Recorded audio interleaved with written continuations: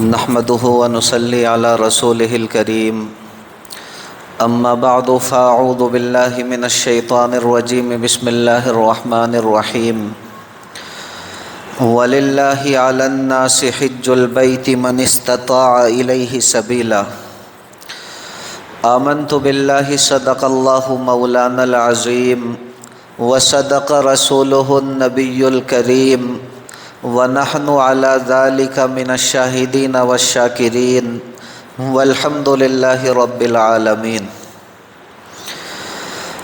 میرے محترم بزرگوں، بھائیوں اور دوستوں، رمضان المبارک کا مہینہ گزر گیا اور یہ شوال کا مہینہ شروع ہو چکا۔ یہ شوال کا مہینہ ان مبارک مہینوں میں شمار ہوتا ہے جن کو اللہ رب العزت نے اشہر حج کہا، یعنی حج کے مہینے، کیونکہ ماہ شوال، ماہ ذی قعدہ اور ذی الحجہ کے 10 دن کو اللہ رب العزت نے حج کے مہینے قرار دیا ہے۔ یوں سمجھ لیجئے کہ رمضان المبارک سے لے کر ذی الحجہ تک کے ایام کو اللہ رب العزت نے ایسی عبادتوں کے لیے مخصوص فرمایا ہے جو خاص انہی ایام کے اندر انجام دی جا سکتی ہیں۔ مثال کے طور پر رمضان المبارک کا مہینہ اللہ رب العزت نے روزوں اور تراویح کے لیے مقرر فرمایا، اور ماہ شوال، ذی قعدہ اور ذی الحجہ کے 10 دن اللہ رب العزت نے حج اور قربانی کے لیے مقرر فرمائے۔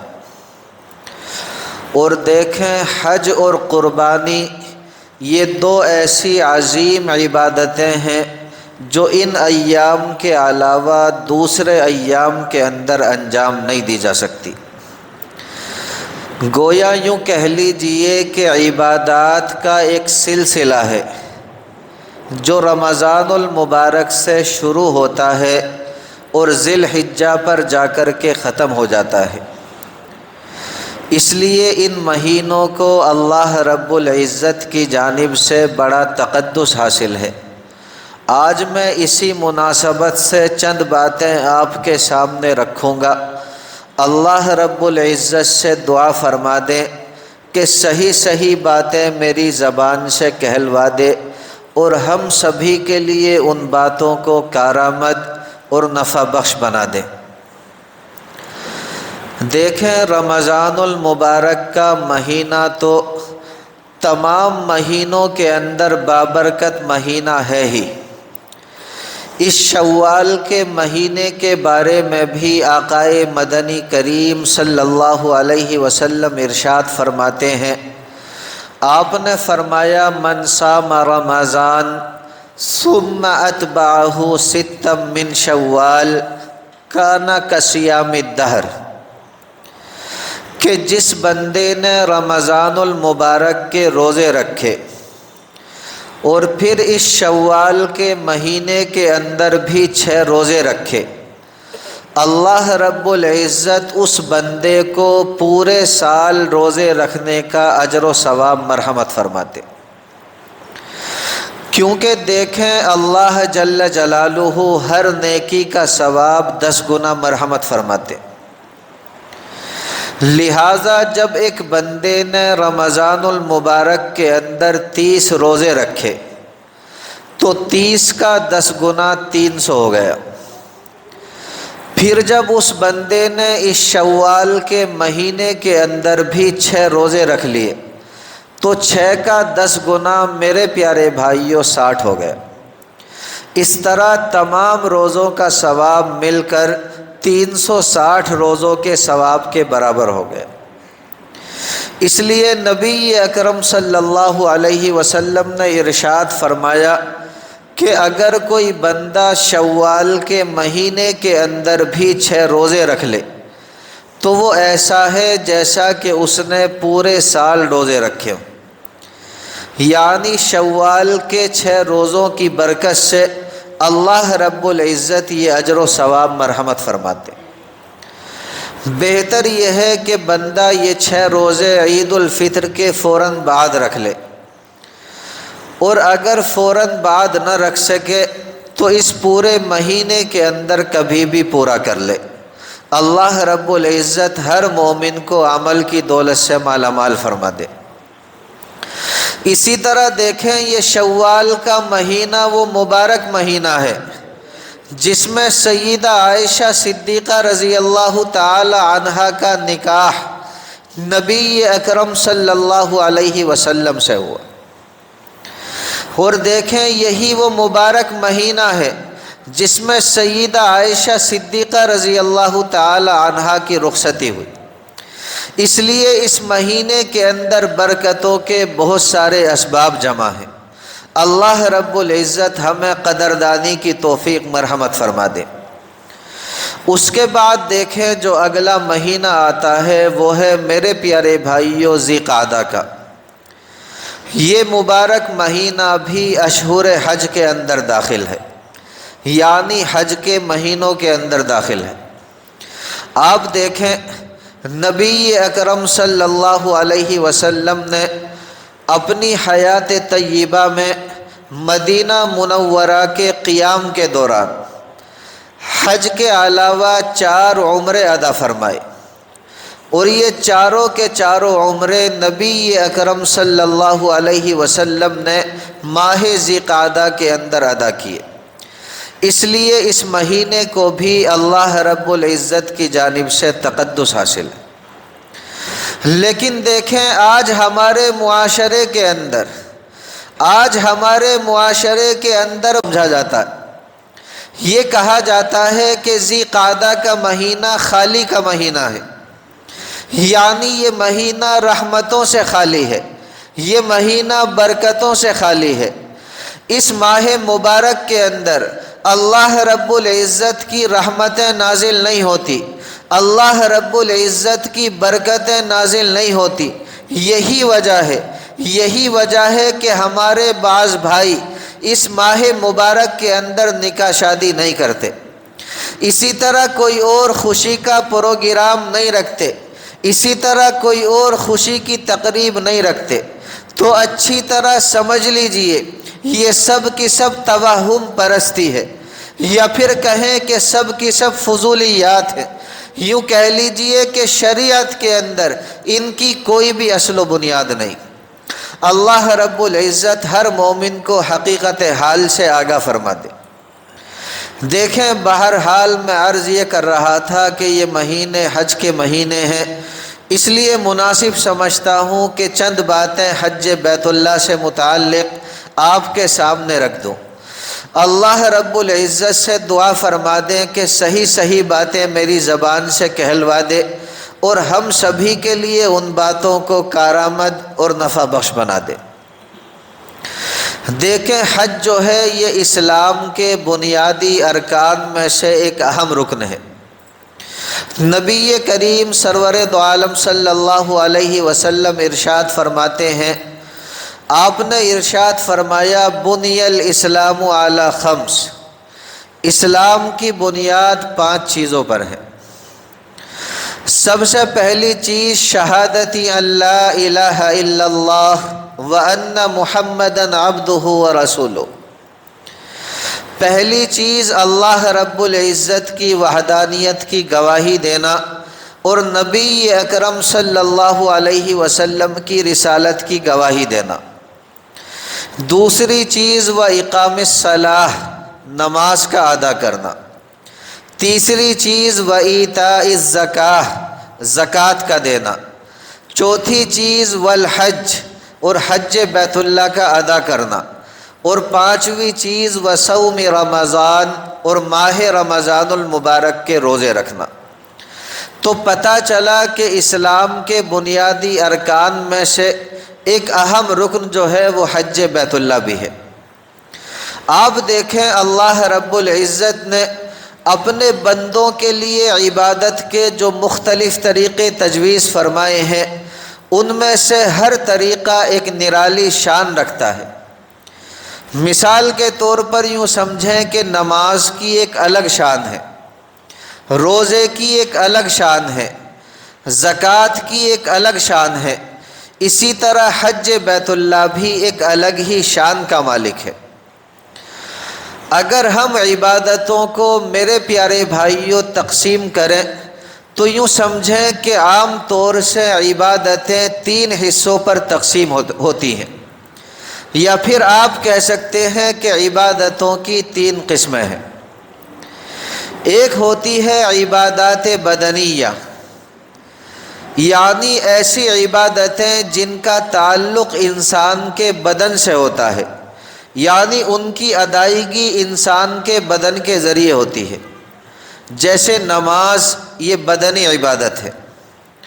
اور دوسری عبادات ہوتی ہیں عبادات مالیہ، یعنی ان کے اندر انسان کے بدن کا کوئی دخل نہیں ہوتا، بلکہ انسان کا مال خرچ ہوتا ہے، پیسے خرچ ہوتے، جیسے زکوٰۃ اور قربانی، یہ مالی عبادت ہے۔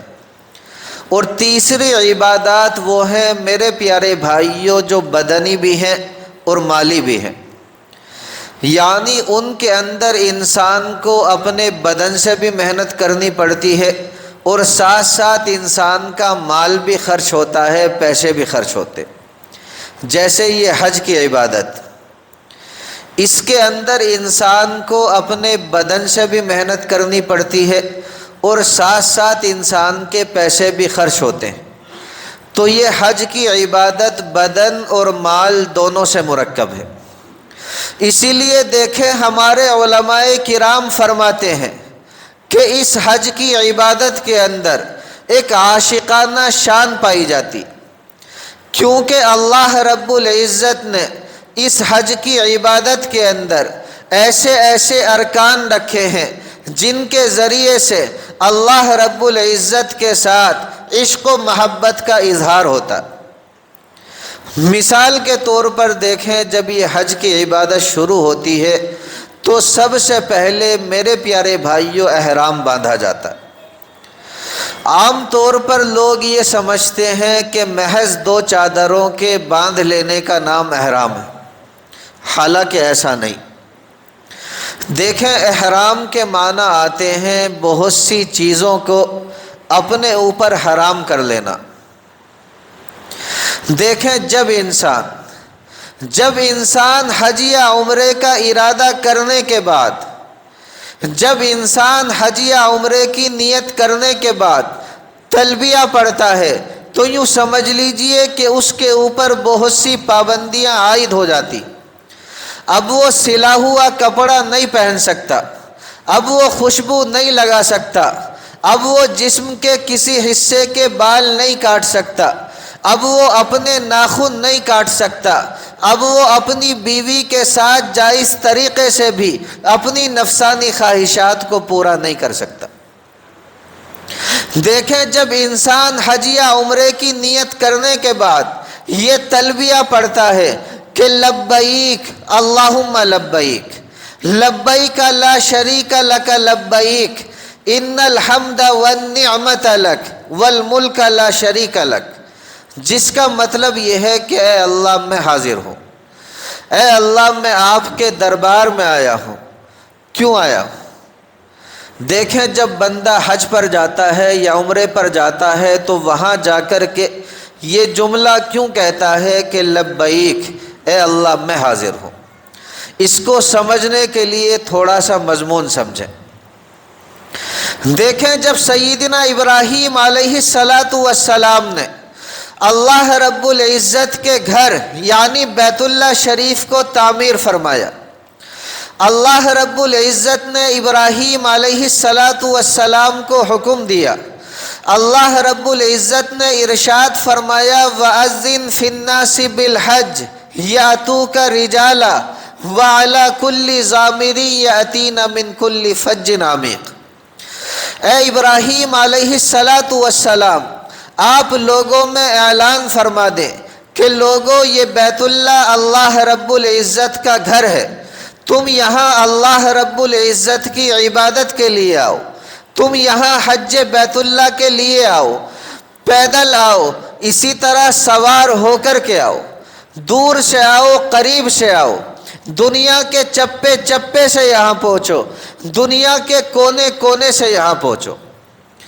یہ اعلان میرے پیارے بھائیوں سیدنا ابراہیم علیہ السلام نے آج سے 5000 کچھ سالوں پہلے کیا تھا، لیکن آج جب بھی کوئی بندہ حج یا عمرے کا ارادہ کرتا ہے اور حج یا عمرے کا ارادہ کرنے کے بعد وہ یہ تلبیہ پڑھتا ہے کہ لبیک اللہم لبیک، تو وہ در حقیقت حضرت ابراہیم خلیل اللہ علیہ السلام کے اسی اعلان کا جواب دیتے ہوئے یہ کہتا ہے کہ لبیک، اے اللہ دیکھ میں تیرے گھر پہ آیا ہوں، اللہم لبیک، اے اللہ دیکھیں میں آپ کے پیغمبر کی پکار پہ آیا ہوں۔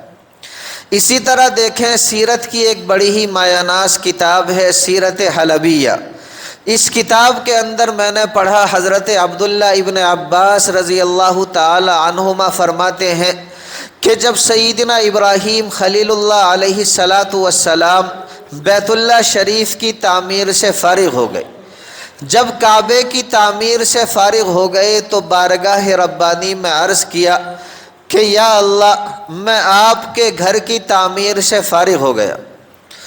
اللہ رب العزت نے ارشاد فرمایا کہ پیارے ابراہیم آپ لوگوں کے اندر حج کا اعلان فرما دیں۔ ابراہیم علیہ السلام نے بارگاہ ربانی میں عرض کیا کہ یا اللہ میں اعلان تو کر دوں گا لیکن میری آواز لوگوں تک پہنچے گی کیسے؟ اللہ جل جلالہ نے ارشاد فرمایا کہ پیارے ابراہیم آپ اعلان فرما دیں، آپ کا کام ہے اعلان کرنا، لوگوں تک آواز کا پہنچانا یہ ہماری ذمہ داری ہے۔ چنانچہ دیکھیں ابراہیم علیہ السلام مقام ابراہیم پر کھڑے ہو گئے، یعنی اس پتھر کے اوپر کھڑے ہو گئے جو کعبے کی تعمیر کے لیے ابراہیم علیہ السلام کے واسطے اللہ رب العزت نے جنت سے بھیجا تھا۔ آپ جب اس پتھر کے اوپر کھڑے ہو گئے تو میرے پیارے بھائیوں اس پتھر نے اوپر اٹھنا شروع کیا، اور یہ پتھر اس قدر اوپر اٹھا کہ بڑے بڑے پہاڑوں سے بھی زیادہ بلند ہو گیا۔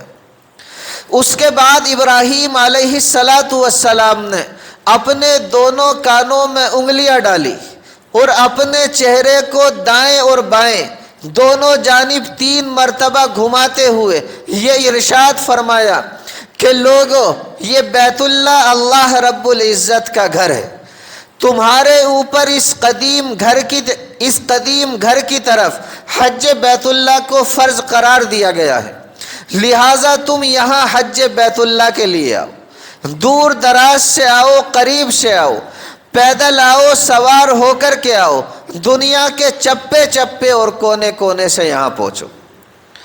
تو میں عرض کر رہا تھا کہ آج بھی جب کوئی بندہ حج یا عمرے کا ارادہ کرتا ہے اور حج یا عمرے کی نیت کرنے کے بعد یہ تلبیہ پڑھتا ہے کہ لبیک اللہم لبیک، تو وہ حقیقت میں ابراہیم علیہ السلام کے اسی اعلان کا جواب دیتے ہوئے یہ کہتا ہے کہ لبیک، اے اللہ میں آپ کے گھر پہ آیا ہوں، اے اللہ میں آپ کے نبی کی پکار پہ آیا ہوں۔ اور دیکھیں کتابوں کے اندر لکھا ہے کہ ابراہیم علیہ السلام کے لیے اس دن اللہ رب العزت نے زمین کے میدان، دریا، پہاڑ ہر ایک چیز کو سمیٹ کر رکھ دیا، یہاں تک کہ جنات انسان سبھی نے ابراہیم علیہ السلام کے اس اعلان کو اور آپ کی اس آواز کو سنا اور سبھی نے کہا کہ لبیک اللہم لبیک۔ میں عرض یہ کر رہا تھا کہ جس وقت بندہ یہ تلبیہ پڑھتا ہے تو یوں سمجھ لیجئے کہ اسی وقت سے اس کے اوپر احرام کی پابندیاں شروع ہو جاتی۔ اب وہ سلا ہوا کپڑا نہیں پہن سکتا، اب وہ خوشبو نہیں لگا سکتا، اب وہ اپنے بدن کے کسی بھی حصے کے بال نہیں کاٹ سکتا، اب وہ اپنے ناخن نہیں کاٹ سکتا، اب وہ اپنی بیوی کے ساتھ اپنی نفسانی خواہشات کو پورا نہیں کر سکتا۔ گویا کہ دیکھیں یوں کہہ سکتے ہیں کہ اللہ رب العزت کے ایک پیارے بندے نے اللہ رب العزت کی محبت میں دنیا کے سارے آرام کو ٹھوکر مار دی، دنیا کی ساری راحتیں چھوڑ دی۔ اب تک وہ سلے ہوئے کپڑے پہنا کرتا تھا، لیکن اب اللہ رب العزت کی محبت میں وہ بندہ فقط 2 چادریں پہنے ہوئے نظر آ رہا ہے۔ اور سچ پوچھیں میرے پیارے بھائیوں تو احرام ایک ایسی چیز ہے جو ہمیں میرے پیارے بھائیوں کفن کی بھی یاد دلاتا ہے۔ یہ احساس دلاتا ہے کہ اے انسان، ایک وقت وہ بھی آنے والا ہے جب تو اس دنیا سے جا رہا ہوگا، جب تو اس دنیا کو خیر آباد کہہ رہا ہوگا، اس وقت تیرا جو لباس ہوگا وہ بھی یہی ہوگا۔ آپ حج کا پورا منظر دیکھ لیں، چاہے کوئی مالدار ہو، غریب ہو، بادشاہ ہو، فقیر ہو، آپ جسے بھی دیکھیں فقط 2 چادریں پہنے ہوئے نظر آئے گا اور انسانی مساوات کا ایک عجیب منظر پیش کرے گا۔ یہ کچھ باتیں آج میں نے آپ کے سامنے رکھی ہیں، باقی باتیں انشاءاللہ ثم انشاءاللہ آنے والے ہفتوں میں اور بھی تفصیل کے ساتھ آپ کے سامنے رکھیں گے۔ اللہ رب العزت سے دعا فرما دیں کہ اللہ رب العزت ہر مومن کو کہنے سننے سے زیادہ عمل کی توفیق مرحمت فرما دے۔ وما علینا الا البلاغ۔